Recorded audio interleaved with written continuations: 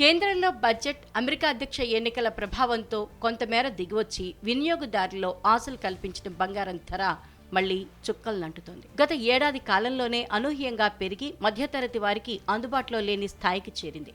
అయితే బంగారం ధర పెరగటం ఇక్కడితో ఆగదని, వచ్చే ఏడాది ఇంకా పెరిగే అవకాశం ఉందని గోల్డ్ మ్యాన్ సాక్స్ అంచనా వేసింది. వచ్చే ఏడాది చివరి నాటికి ఔన్స్ బంగారం ధర $3,150లకు చేరుకునే అవకాశం ఉందని పేర్కొంది.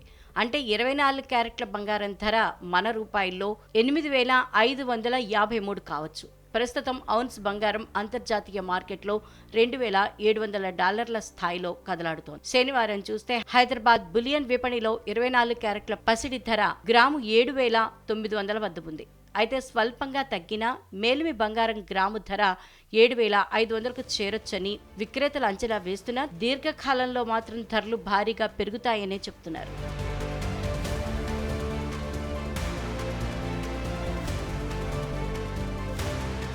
వివిధ దేశాల మధ్య ఉద్రిక్తతలు, యుద్ధాలు పసిడి గిరాకీకి ప్రధాన కారణం కాగా, పెరుగుతున్న ద్రవ్యోల్బణం, కొన్ని దేశాల కేంద్ర బ్యాంకులు బంగారం నిల్వలు పెంచుకోవటము ధర పెరిగేందుకు దోహదపడతాయని ఈ సంస్థ విశ్లేషించింది. మరొక సంస్థ యూబీఎస్ కూడా దాదాపు అదే అభిప్రాయాన్ని వ్యక్తం చేసింది. ఔన్స్ బంగారం ధర వచ్చే నెలలో $2,900లకు, వచ్చే ఏడాది చివరికి $300లకు పెరుగుతుందని ఈ సంస్థ అంచనా వేసింది. ప్రస్తుత స్థాయి కంటే బంగారం ధర తగ్గే అవకాశాలు తక్కువగా ఉన్నట్లు వివరించింది.